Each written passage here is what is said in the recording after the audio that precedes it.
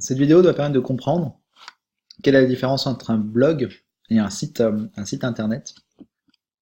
WordPress est de base configuré comme vous permettant de créer un blog. Un blog, c'est le fait notamment, en général quand on parle de blog, on a un site qui en page d'accueil fait remonter les derniers articles publiés, classés par ordre antéchronologique de publication.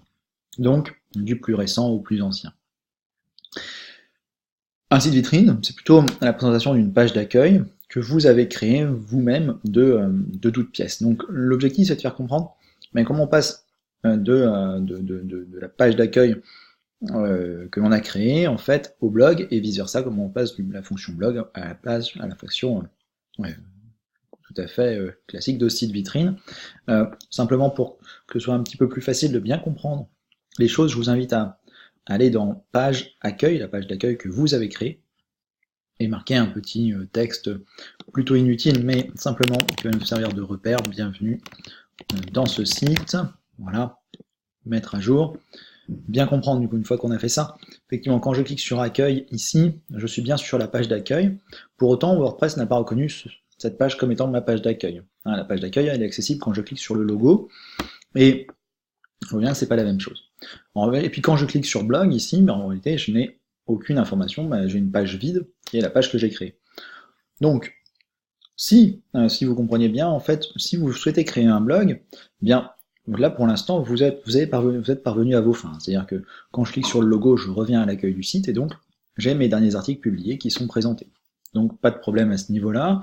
Simplement, il faudra rajouter quelque chose ici. Vous voyez que le lien pour revenir à l'accueil, le lien accueil n'est pas bon dans ce cas-là. Alors comment je fais?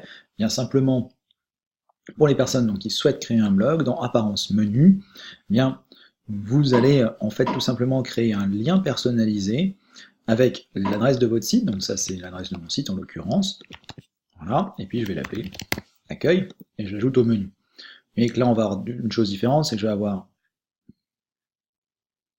hop, je n'ai pas cliqué, oui. Voilà, ajouter au menu. J'ai un lien personnalisé qui renvoie vers l'accueil du site, ici j'ai un lien qui renvoie vers la page qui s'appelle accueil. C'est bien deux choses différentes, même nom, mais fonctionnalités différentes. Si j'enregistre le menu, donc j'ai un accueil au début, un accueil à la fin, vous voyez que mon lien, j'actualise ici, donc ce lien-là renvoie à la page qui s'appelle accueil, ce lien-là renvoie bien à l'accueil du site. Donc ça veut dire que pour les personnes qui souhaitent créer un blog, eh bien, il suffit de supprimer ce bouton au profit de celui-ci. D'accord?